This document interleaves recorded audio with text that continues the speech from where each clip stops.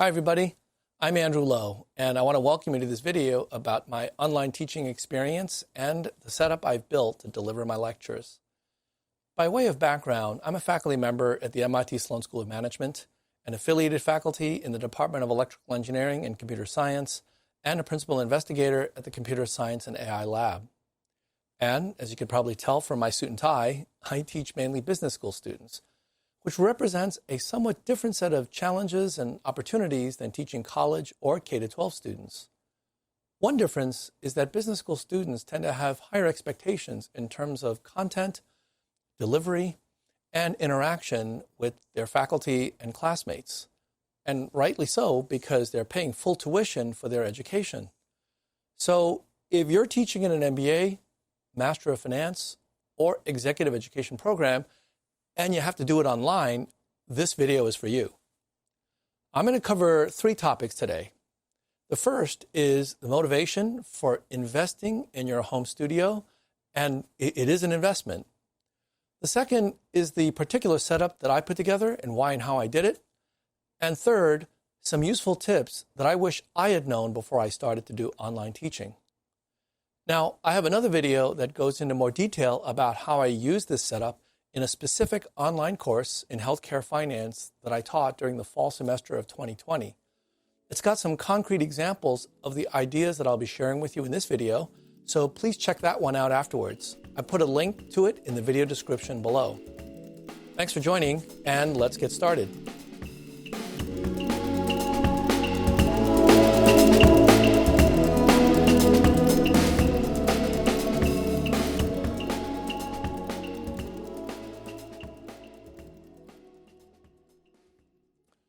I'd like to begin with a disclaimer, and the disclaimer is this.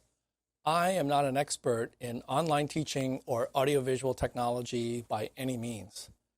In fact, prior to August 2020, I knew absolutely nothing about the technology that I'm going to be describing to you in this video. And I actually think that that's a feature, not a bug.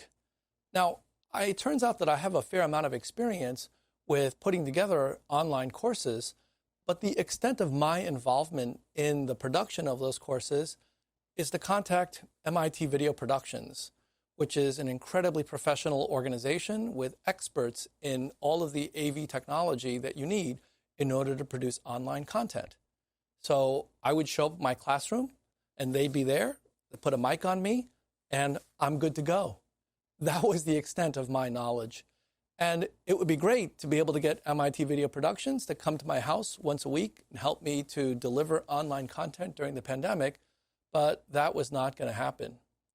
And so what I'm going to be describing to you is the process that I went through to create what is essentially a one-man band. It's a solo operation for being able to deliver online content in a way that I think students would find more compelling than the typical talking head setup, and I'll come to that in a minute. Now, I'm going to be giving a relatively high-level description of my setup and some useful tips. If you want more details, I would urge you to take a look at the document that my co-authors Brian Stevens and Sean Williams and I have put together. It's called The World of EdCraft, which takes its title from the gaming community, Challenges and Opportunities in Synchronous Online Teaching. So with that caveat in mind, let me first start with a little bit of motivation and explain to you what really drove me to be able to put together all of the things I'm going to tell you about. So what's the goal? Well, in my case, the goal was to be able to deliver synchronous online content that dominates live lectures in some dimensions and to be able to do it solo. Let me explain each of those components. After March 2020, when all of us were thrown online without notice, we were pretty frustrated that essentially we were delivering lectures in a way that students weren't really responding to as much as if it were in person. For example, in some cases, because students were in different time zones, we had to pre-record lectures and we posted them on our various different platforms. And not all students watched all the videos, and those who did said that they really weren't as engaged as they otherwise would be for an in-person lecture. And so it's important to have this live connection, even if it's just an online interactions. The fact that it is synchronous is pretty important. Now, the reason that I want to be able to deliver that content in dimensions that would actually exceed what you would get in person is simply because I was so frustrated that students were getting shortchanged, in my opinion. They paid a fair amount of tuition dollars. They were not getting the experience that they had hoped for. And so out of that frustration grew the thought that, well, with all this wonderful technology that we have, shouldn't technology allow us to do some things better than without it? And that's true with financial technology. It's true with social media. It's true with so many other facets of modern life. But it doesn't seem as true with educational technology. And so that was the goal as well. And finally, why do it solo? Well, mainly out of practicality. During pandemics, you're not going to be able to get video crews to come into your home and show you how to set things up and manage glitches that happen all the time. And so you have to figure out how to do it on your own. So that's what I'm going to tell you about today. Now, which dimensions can we actually give students a better experience than an in-person live class? That's a tough one, because I realized something about human behavior. The fact is that as soon as you walk into a classroom and are standing in front of a class of 50 or 60 students, you've got their attention. You don't need to do anything. You just have to be breathing and moving, and they are watching you. They are listening to you, even if they may be finishing up conversations with people seated next to them. The fact is that a collective hush happens at the start of class, and everybody is focused on you. That is very difficult to do in an online setting. And so we need to use technology to figure out a way to replace that kind of human interaction. The three dimensions that I came up with for being able to outdo an in-person live class are, number one, the ability to network with your peers and even with others outside of class. Number two, real-time interactions with classmates, speakers, and mentors. I'll explain what that means a little bit later on. And finally, access to a greater range of expertise than your professor, mainly people from industry who have a deep understanding of the kind of business issues that our students are interested in. I believe that using this online platform, we can actually deliver better than in-person experiences in these three dimensions. Now, I'll have to explain to you how and why, but that's the goal that I set out to accomplish.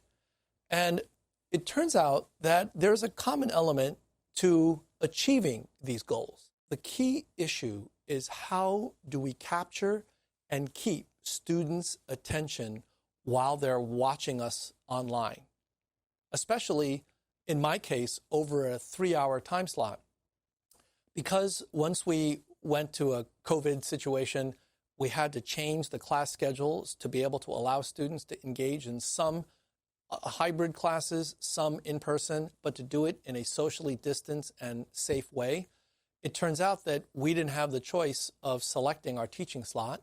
So I was assigned Thursdays from 6 to 9 p.m. I was competing with dinner and date night, and that's a really serious challenge.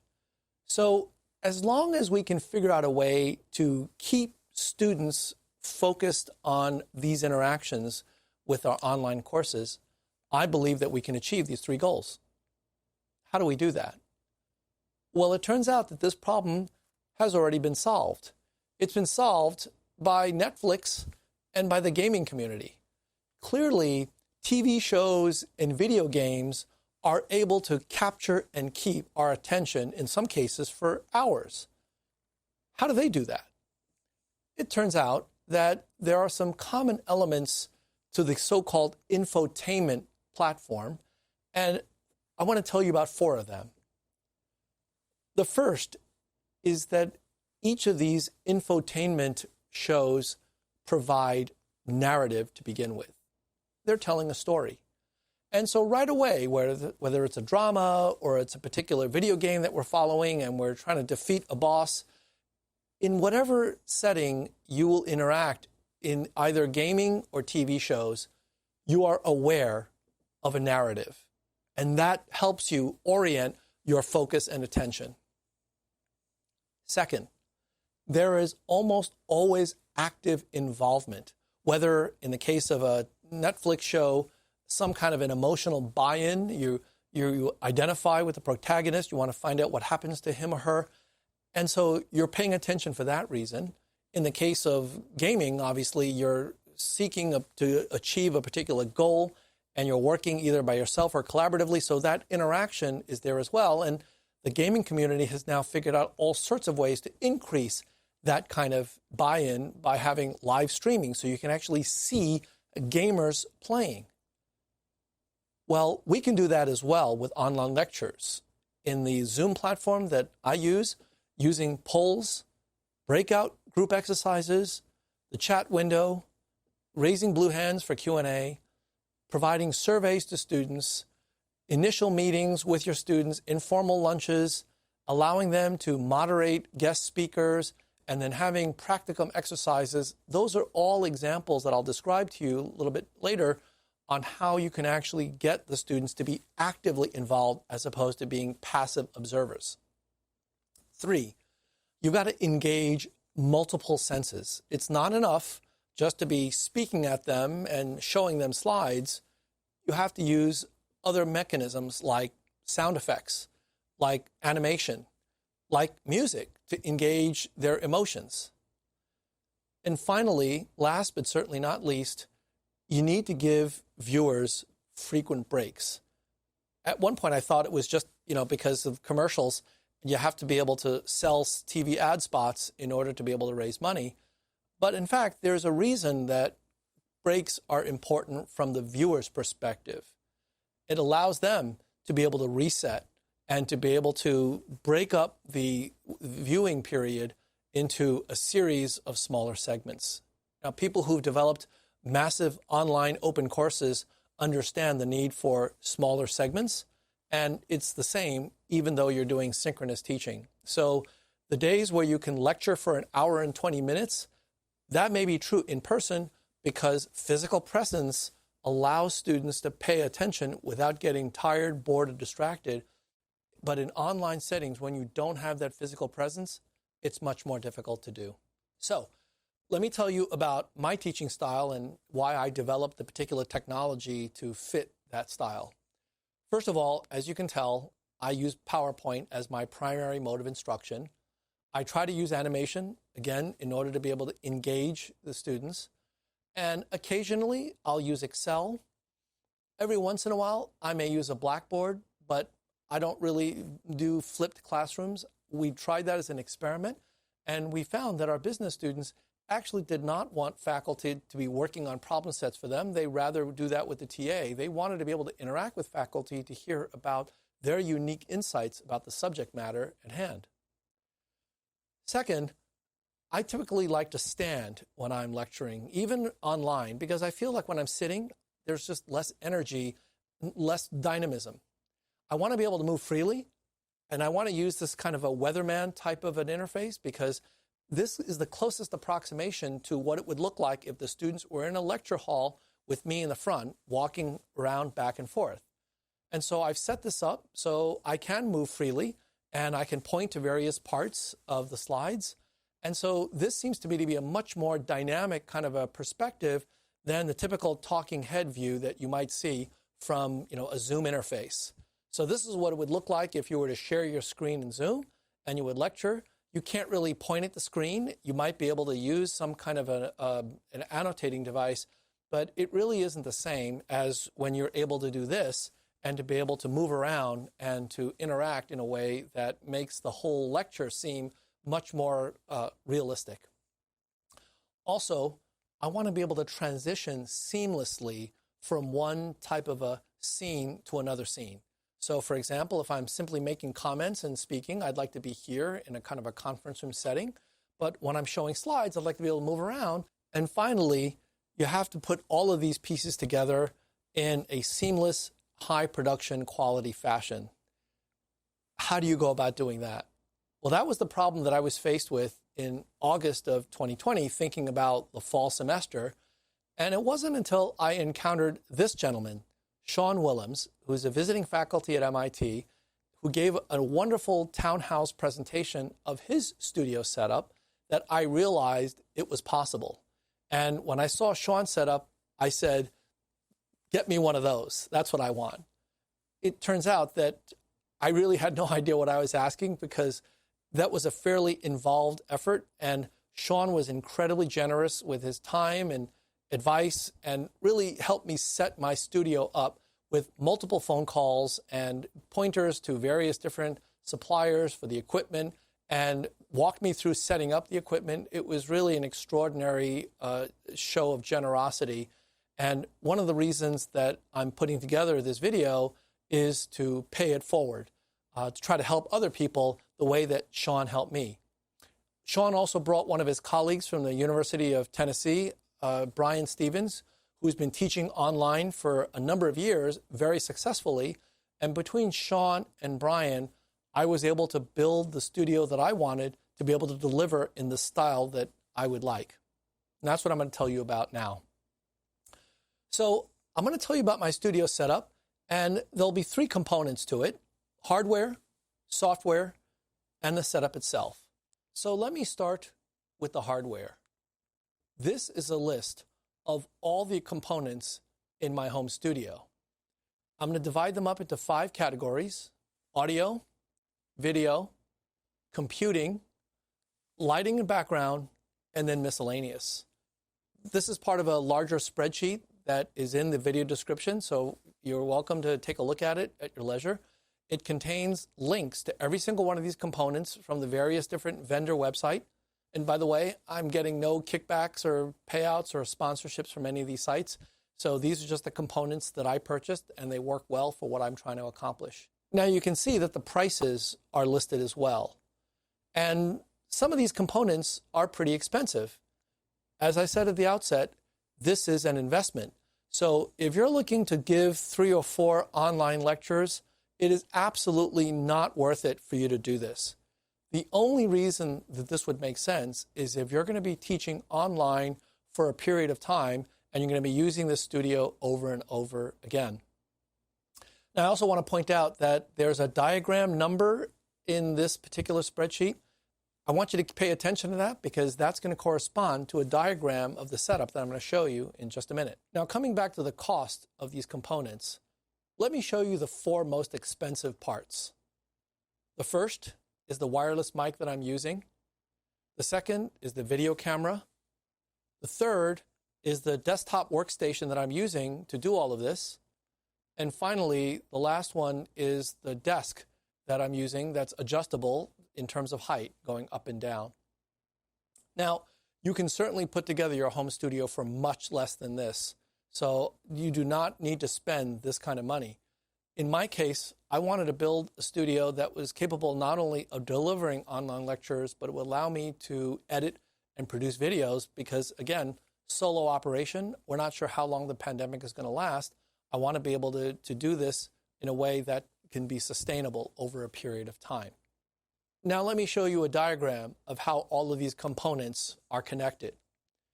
This is really a wiring diagram that shows pictures of every single component and how they're all connected and the kind of connectors that you need. If you do this, eventually you're going to learn the difference between a USB-A, USB-B, and a USB-C connector. And it's important to understand those distinctions because you're going to need to buy additional cables to connect them all. Now, let me just give you a tour through each one of these components. And if you want the details, again, take a look at the paper that Sean, Brian, and I co-authored. I'm going to go through each one of those clockwise using the item numbers that you have on the previous slide. Let's start with component number 1. That's a Stream Deck. This is a device out of the gamers community that basically allows you to put in a single key press multiple functions. So this is what allows me to switch from scene to scene in a seamless manner just by pushing a button. Number 2 are the monitors. I recommend that you get 3 monitors. I know that that's excessive. It may seem like a very big investment, but I promise you that it's well worth it. The reason you need 3 is that One of the monitors is going to be your computer monitor, so you can see what's going on with the various different components. The second monitor is to project your PowerPoint slide.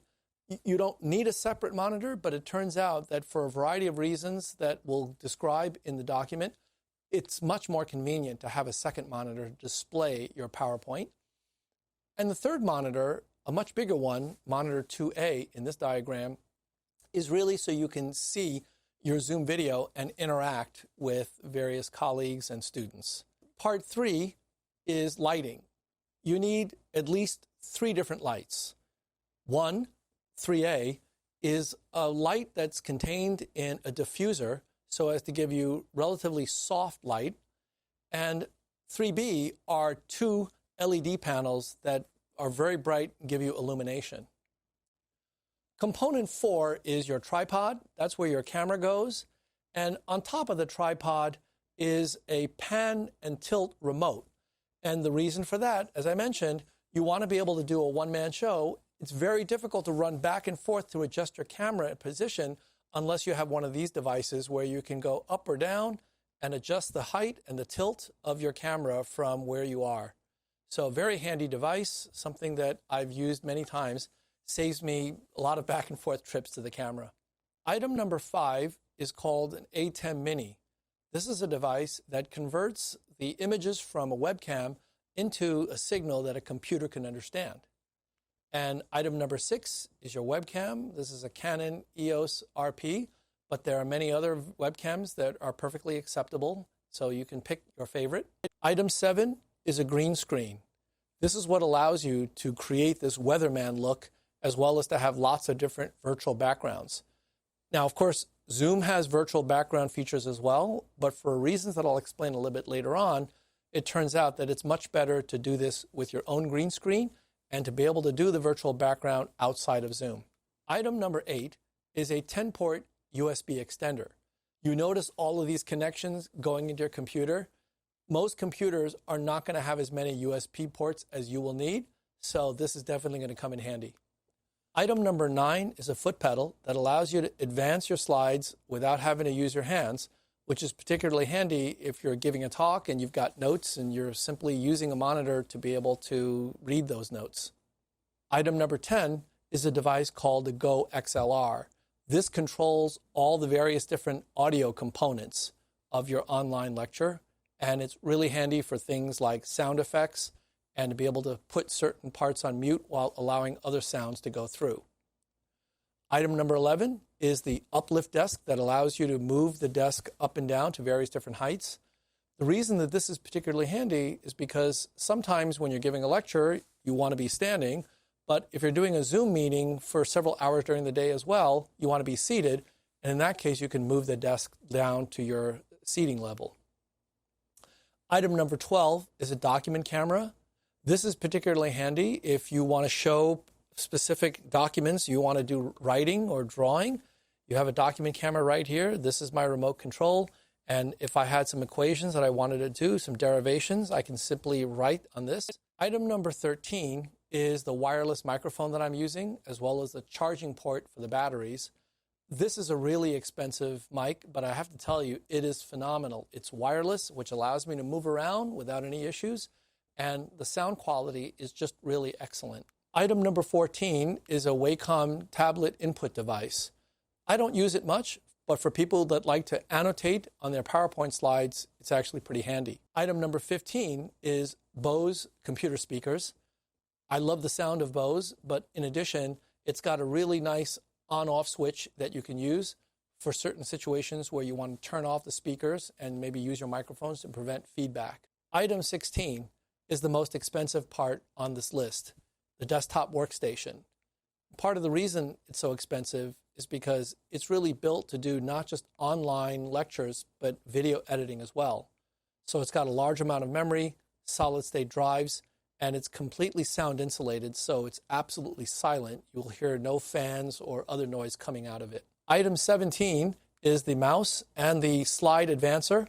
I'm using the Logitech Spotlight remote, which is particularly cool for online lectures because you can do this. If I want to spotlight the confidence monitor, I can show you this, Or if I want to go back and show you the Stream Deck, I can do this. Not that easy to do with your typical remote because you can't see a laser pointer online. Item 18 is a uninterruptible power supply.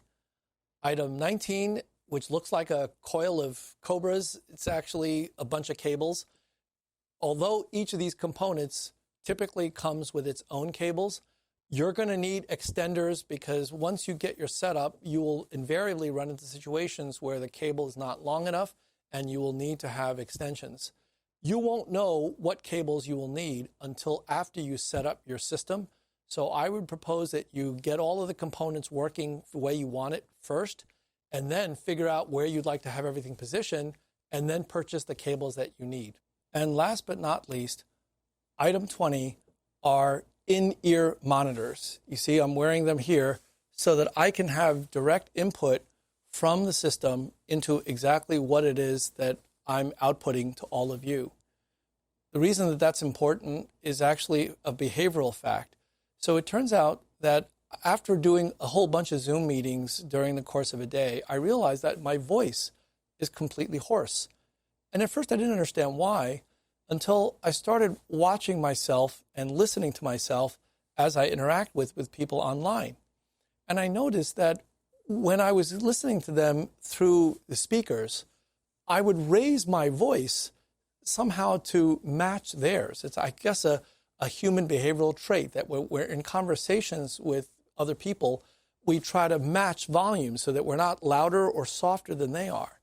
And because of the way that the room echoes, I end up speaking much more loudly than I otherwise would and really end up making my voice hoarse after just a few hours of speaking. And so when I use these in-ear monitors and I turn off the speakers, it turns out that my voice lasts that much longer. Now that we've gone over hardware, let's talk about software. This is the list of software that I use to deliver online content. OBS Studio, which I'll describe in a minute, PowerPoint, Excel, and Word, Zoom, of course, Adobe After Effects, which is used to create transitions, also known as stingers. So here's an example of a stinger. Pretty cool, right? I want to thank Brian Stevens for producing that for me in Adobe After Effects. AutoHotkey, which is a keyboard macro program that you can download for free. Wonderful program that allows you to create shortcut keys. Snaz, which is a countdown timer, and I'll show you how that works a little bit later on. And finally, OBS Ninja, which is a new piece of software that essentially allows you to turn your smartphone into a webcam. And I'm going to be using that to give you a tour of my studio in just a few minutes. Now, this is the software that I use for delivering online content. For editing videos that I've already shot, like for creating this video, there's a different set of software. It turns out that Windows 10 has actually a very good editor built into it. If you want to be a little bit more professional, Adobe Premiere Pro is excellent. And I also use Avidemux and Audacity to edit the sound for various different videos that I've shot. Now that we've gone through the hardware and the software, we're now ready to see how it all fits together. As I mentioned before, a lecture has a number of different components: audio, video, PowerPoint, Excel, perhaps a writing tablet. In some cases, you might want to use a light board or other input devices like a document camera. All of these components come together to make up a lecture in the same way that a Hollywood studio brings together all of these different elements to make up a scene. And so OBS Studio really does that job of bringing together these different inputs, which it calls sources, and it creates out of those different sources a single scene. And once it creates that scene, it then feeds it via a virtual webcam into Zoom, which then goes to the students. And so this process happens in an incredibly complicated but seamless way on your desktop computer, which is one of the reasons why you need a desktop, and laptops really don't work unless they're a gaming laptop. And even if that's the case, it's got to be one that you purchased within the last 6 months in order to have the proper bandwidth to be able to use with Zoom. And now, let me show you the studio. So these are images from the studio that I set up in an office at the MIT Computer Science and AI Lab. And I want to thank Daniela Rus, head of the lab, for giving me permission to come back to campus to use this office, and my faculty colleague Bruce Teeter, who's in charge of space allocations at CSAIL, for giving me such a wonderful office to use for this purpose. In fact, this was the former office of the late Patrick Winston, one of the founding fathers of artificial intelligence. He passed away a few months ago, and it's a great honor for me to be using the office, particularly because in addition to being a first-rate scholar, Patrick was also an incredible educator. In fact, I put a link to his amazing talk, How to Speak, in the video description below. I urge you to take a look at it. I've watched it several times. I have all of my students watch it. It's the most amazing lecture on how to give lectures. And so I think it's only fitting that we put together this studio in Patrick's office. Now, the left image is a shot of what it looks like standing behind the desk, facing the camera, about to give a lecture. The image on the right is what it looks like from behind the camera, looking at the speaker and the green screen behind that speaker. And this image is to the left of the webcam, where you can see the computer, as well as the uninterruptible power supply and other components. And all of the components are identified here. So this is my studio. I'm using OBS Ninja to turn my iPhone into a webcam, and let me turn it around so you can see what I see when I lecture. That's my normal webcam. Behind it, the conference monitor. I'm actually running Zoom right now, so you can see the size of that screen. My desktop, my two other computer monitors, two lights. That's the third one to the right. And let me now walk to the front of the office so you can see how everything is laid out. Now it's probably 15 or 20 feet from where I was standing to the office door, so you can see why you need as large a conference monitor as I have. Otherwise, you won't really be able to see the images or the chat window from where you're standing. It's also handy to have a clock. And here's the Canon EOS RP webcam, which is sitting on top of that remote pan and tilt device that I mentioned. And by the way, unfortunately, it's not wireless, so you are going to have to run cables to your desktop and the computer. Cable management is a pretty important thing to keeping a neat studio. That's one of the two Bose speakers. And you'll notice blue tape markings on my desk. That's really to show where you stand, to be in the middle of the shot and the left and the right boundaries. This is the uplift desk that allows you to adjust the height, a really handy thing, especially if multiple people are using the same studio or if you're going to be using it to stand as well as to sit. The Stream Deck device that allows you to automate various different scenes for a single push of a button. Go XLR. This is the A10 Mini. And the document camera. The heart of the system is behind that second screen. That's the ThinkMate computer. And the uninterruptible power supply, battery charger. The box contains microphones and other items. And I'm not sure you can see underneath, but this is where the extra USB ports are located.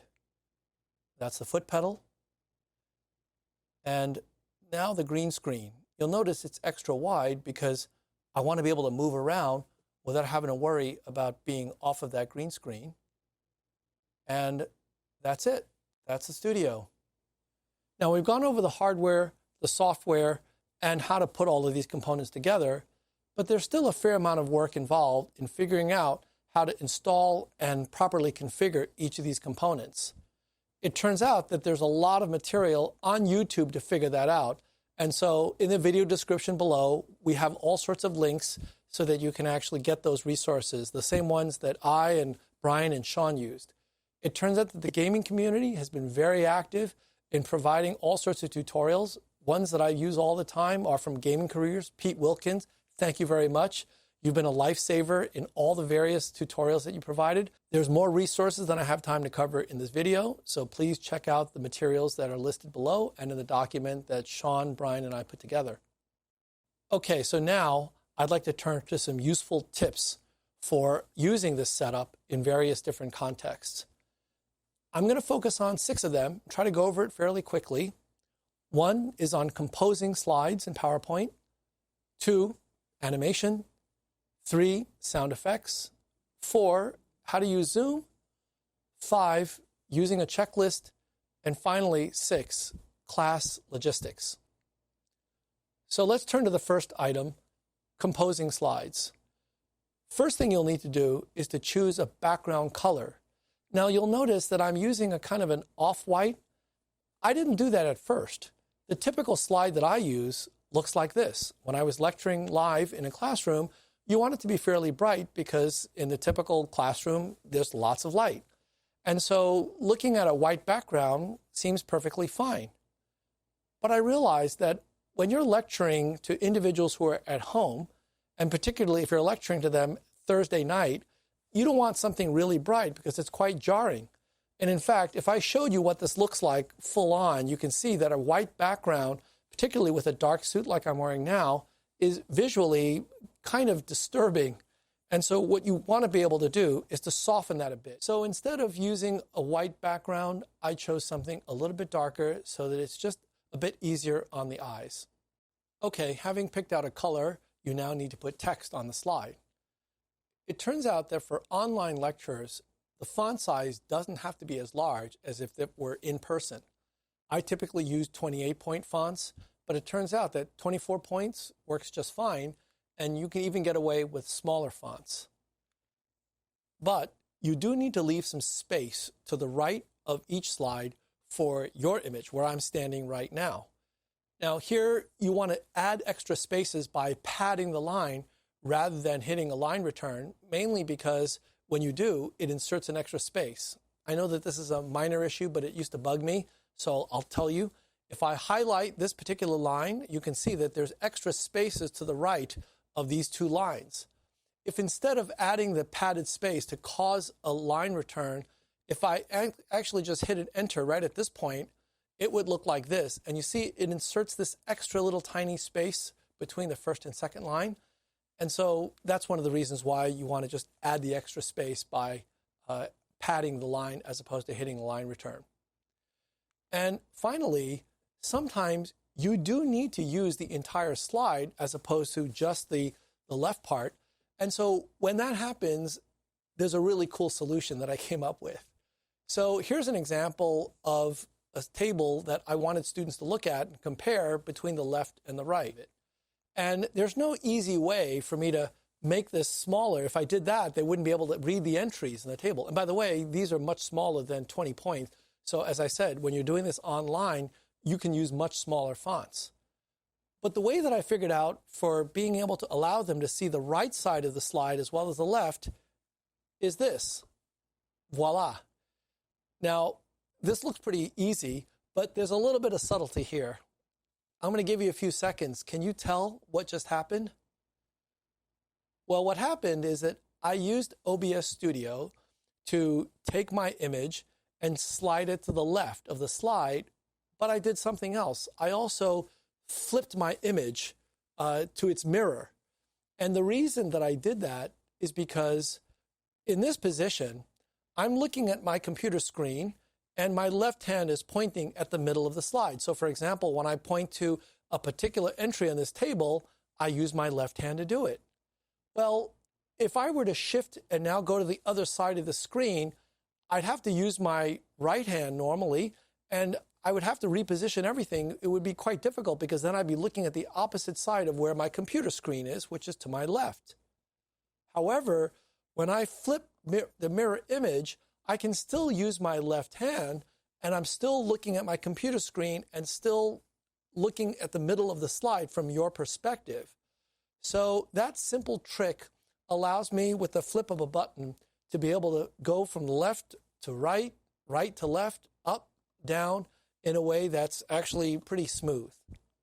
So it doesn't really matter where the content is on your screen. You can always move yourself out of the way as necessary. Okay, now let me turn to animation. As I mentioned, in order to keep the attention of the students in an online setting, you need to keep it dynamic, and animation is a great way to do that. So here's an example where I'm talking about clinical trials and showing how clinical trials need to be arranged into drug indication pairs and pathways. Each of these horizontal bars is a pathway, and so what we need to do is to sort these clinical trials into those pathways. This is a slide where I was talking about the COVID-19 impact on financial markets, the S&P and NASDAQ, and pointing out that if you simply eliminated the chunk in the middle where markets reacted to COVID, you realize that actually there really isn't any long-term impact on financial markets as far as we can tell. And that's really because we're all reacting through the so-called 5 stages of financial grief. And so this is an animation that highlights that. But this slide is the slide I am proudest of. This is an illustration of something in statistics known as type 1 and type 2 error, which is a particularly important concept for randomized clinical trials in healthcare finance. And so I start with type 1 error, which is this area under the curve here. And I talk about what happens if you've got an alternative hypothesis and you want to understand what happens to the test when you're testing against this particular hypothesis. Well, that's type 2 error, which is this side of the curve.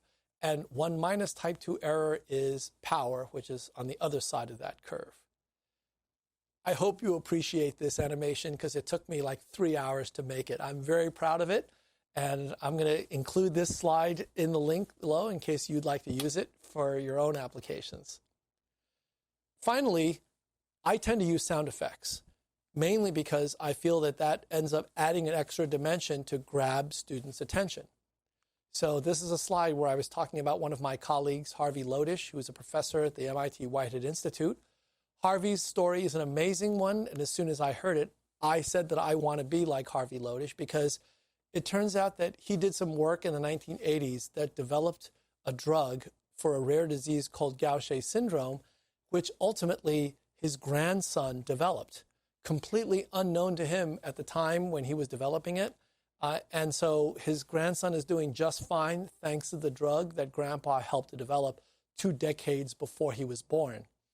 And so this is an example where you can do well by doing good. And to make that point, I use a little animation. I know it's kind of cheesy, but what can I tell you? It's something that I think students respond to. Okay, let's talk about Zoom. Now, you might think that this is the most important part of the discussion, but it's not, because we've done all the hard work already in putting together all the different components that make up a lecture, composing it into a scene in OBS, and having OBS stream it into Zoom. Using OBS, you will never, ever have to share your screen again. Now, there's nothing wrong with sharing your screen. In fact, I use it all the time for smaller meetings in Zoom. But when you're trying to deliver this to a class of 90 students, and you've got other things going on like the chat window and people raising blue hands and so on, it turns out that Zoom can sometimes get overloaded, and sharing your screen does have some glitches and delays. Never mind the delays that you create by, fiddling with your mouse and looking for, oh, should I share this screen? Oh, I'm sorry, the wrong screen. Let me switch and share this other screen. These delays, again, they cause students to lose attention and focus. So this is especially useful when you're sharing videos, because the way that OBS works is to put together all of these elements onto your computer and then to stream that into Zoom. So what Zoom is seeing is just one video stream. And so here's an example where if I have a video clip that I want to play, here's a video clip of a clinical trial for a patient that is treated with a single gene therapy. You'll see that it is an incredibly smooth video. And now I can control the volume using my Go LXR and raise it if I want to do done with the voiceover, and then lower the volume so that I can talk over it and describe what's going on in this video clip. Do you see how smooth that video was? If you were doing that through share screen, even when you click on the optimize for video sharing, it's much more jumpy, and occasionally it will freeze. Whereas with OBS, as long as it shows up properly on your computer, it will show up very smoothly in Zoom. Also in Zoom, I do use polls often because remember, I'm trying to increase interaction with the students. So for any given lecture, I'll have 3 or 4 polls where I'm asking students specific questions and then showing the results to the rest of the class, which they often find really interesting. I'll use breakout rooms as well to allow students to interact with each other. One of the really nice features about Zoom is that you can pre-assign breakout rooms. Why would you want to do that? Well, one of the things that I was trying to achieve in my course was to get as many students to meet as many other students as possible. And so every week I would have breakout rooms that were different from the previous week so that I knew for a fact that they were getting random interactions that they didn't have before.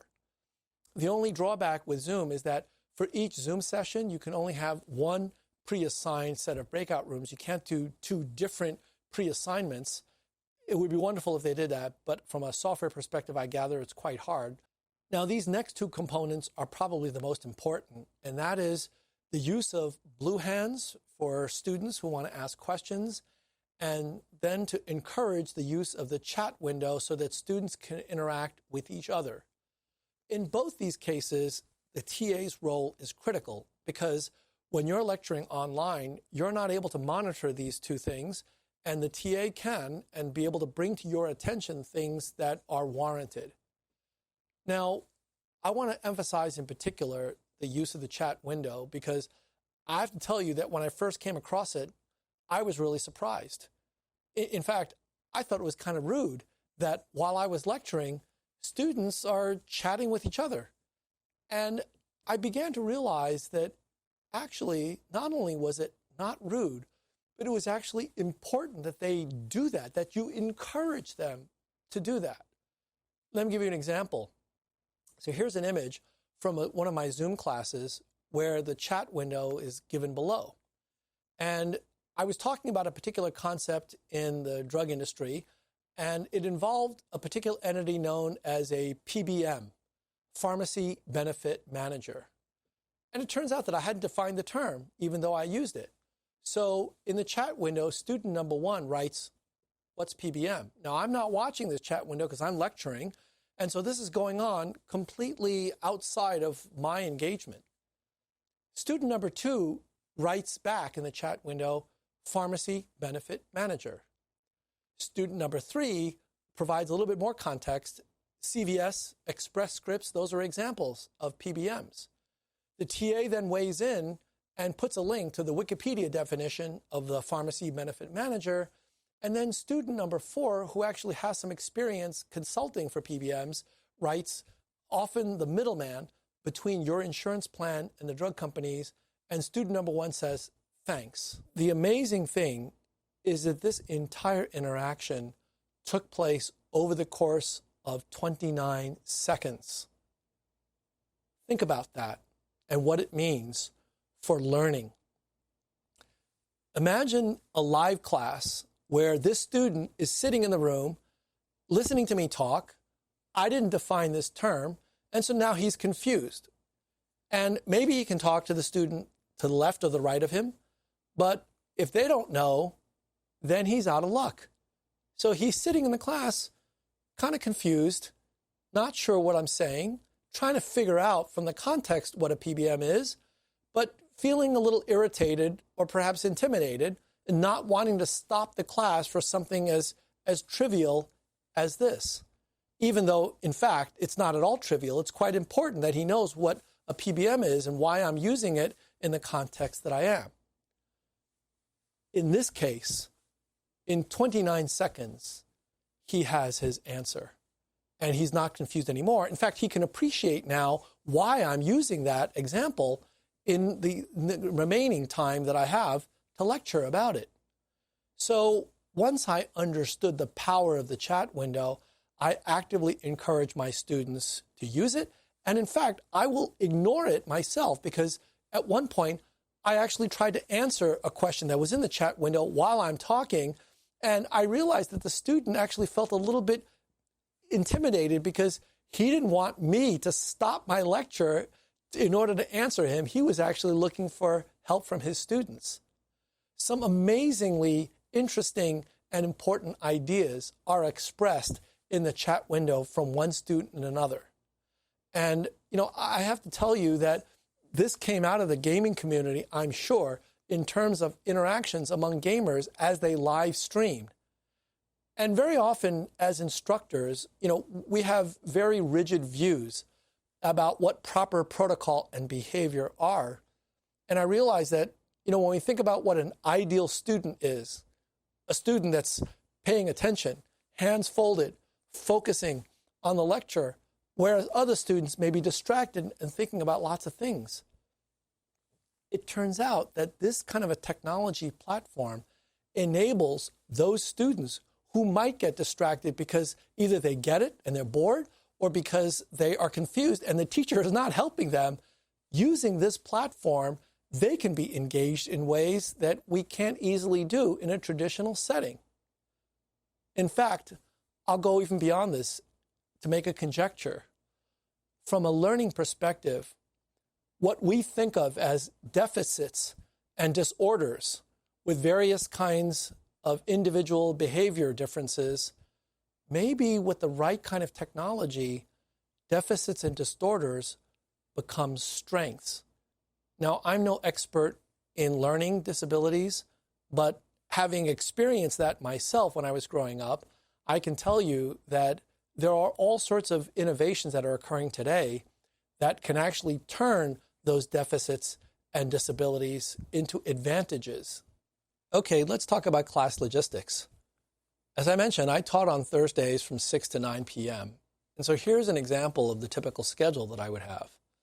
I usually begin about an hour before class time, and I start by rebooting my computer so that it's in a clean state, and then launch all of the various different software applications that I'm going to be using for class on that day, including Zoom.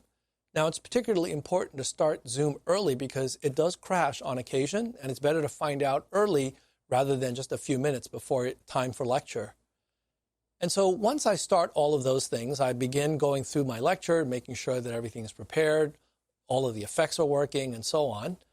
And during that process, I have a splash page on Zoom in case any of the students sign in early.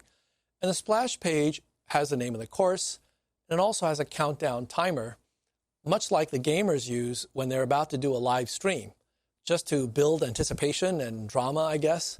So this is what my splash page looked like. It's got the name of the course, the date, and a countdown in terms of minutes and seconds to class time. And usually when I have this page up, I'll actually play some music just to keep things light and interesting.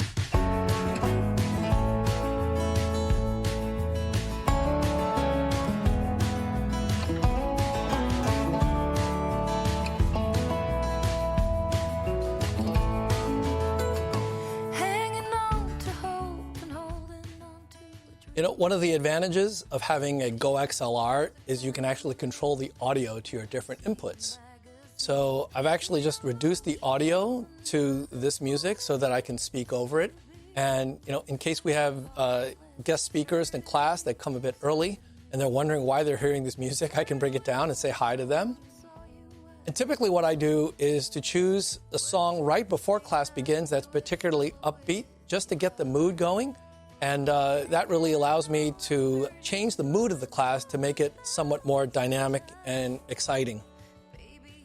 And so, as we get closer to class time, the music begins to end. And as it ends, I will then transition to class, and it'll look something like this. And then I start with some introductory remarks. And of course, the music gets turned down, and then we begin our class. So that's the process that I use to get the class started. And once we begin, shortly after the start, I'll ask the students to go into the breakout rooms that they're assigned just for a 5-minute meet and greet session, because they generally don't know each other since I'm using these breakout rooms to introduce them to new people in the class. That's the networking part of my goal. And then they come back after the 5-minute meet and greet. We do some more lectures. I'll do some polls to get them interacting again. Encourage them to use the chat window, and then we'll put them into a breakout room for the exercise, which is usually a 10 or 15-minute period where they're actually working on a particular problem. Sometime during the 3 hours, we'll take a 10-minute break, usually around the middle, although it depends upon the guest speaker schedules. We typically have guest speakers during the second half of class, And the idea there is to be able to have them get exposed to industry experts as well as lectures from me. We always have students introduce the speakers and moderate the discussion, again, to get them to be engaged and to interact with each other and with the speakers. And then we end promptly at 8:55 p.m. Now, I typically give them a 5-minute break at that point, and then I'll change the setting and talk with them informally, kind of like an after-class session. And, the setting that I use is a different background that provides a little bit more of a relaxed atmosphere. I'll take off my jacket and tie, and it will seem much more casual than the kind of lecture format that we typically use. And that usually happens for about a half an hour, and at that point, we say goodnight.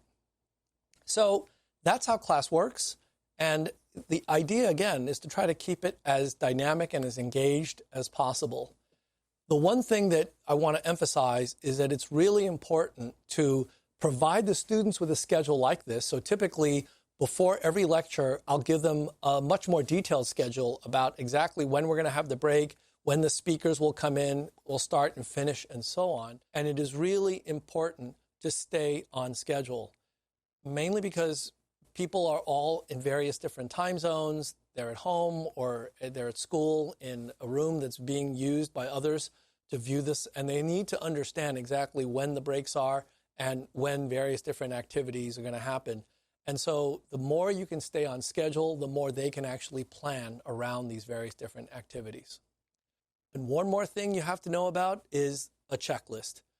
There are so many different things that have to happen before an online lecture. You will not remember all of them, and even if you do, you will not necessarily remember the order in which those things need to be done. Let me give you an example. I discovered, much to my disappointment and frustration, that the order in which you launch Zoom, turn on your computer, launch OBS, PowerPoint, and the other software packages, that order actually matters.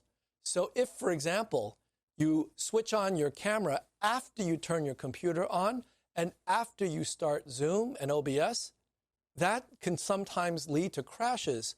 So I've learned you have to turn on the camera first, then start your computer, then launch OBS first and launch it in administrative mode, and then launch Zoom and the other applications. For whatever reason, on my system, this is what needs to happen, so I put it in a list. So this is my checklist. It's not going to be the same as yours, but you'll definitely want to have one. Well, we've covered a lot of material in this video, and I want to thank you for sticking with me to this point. We've done it at a fairly high level, so you might not be able to apply all of the things that we've covered, but that's one of the reasons why Sean, Brian, and I put together this research article to describe how we use our technologies in various different contexts. In fact, we provide 3 case studies that come from the 3 courses that each of us taught. Brian taught a large undergraduate statistics course, Sean taught a mid-sized MBA course in operations management, and I taught my class of healthcare finance of 90 students. So if you want to learn more about how we use our respective technologies in those contexts, you'll definitely want to take a look at this paper, as well as the videos that each of us have produced down below. Finally, I want to tell you that this is a very long process. It's a lot of work, but it's incredibly rewarding. For those of you who really care about your teaching, this is a really exciting opportunity to change the way we deliver our content in an atmosphere that really uses technology to its fullest. As I mentioned earlier, I think I'm going to be using some of these concepts when we go back to in-person teaching, and I'm not quite sure how to do that yet, but I do know that I will not look at teaching the same way now that I've had this experience. I wish you good luck with your online teaching, and until next time, thank you so much for watching. Wishing for the kind of love you see in magazines. The illusion falls and nothing's what it seems to be. And the part left is hurting deep inside of me. Heard a whisper, someone saw you at the bar. Was it the same night you had trouble with your car? Stories told 1,000 times. normal lives. I'll leave it all behind. I wasted too much time, I've been blind. 'Cause there's no fixing what's been broken. This ain't the first time I'll be drinking you off my mind.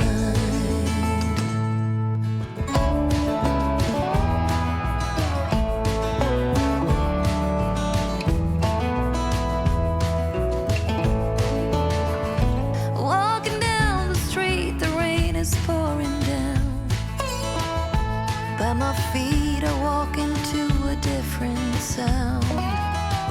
I'll leave the bitter taste of love, come back, I'm finally free.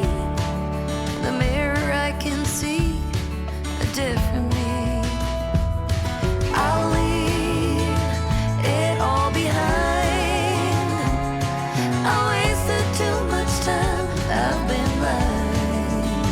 'Cause there's no fixing what's been broken. This ain't the first time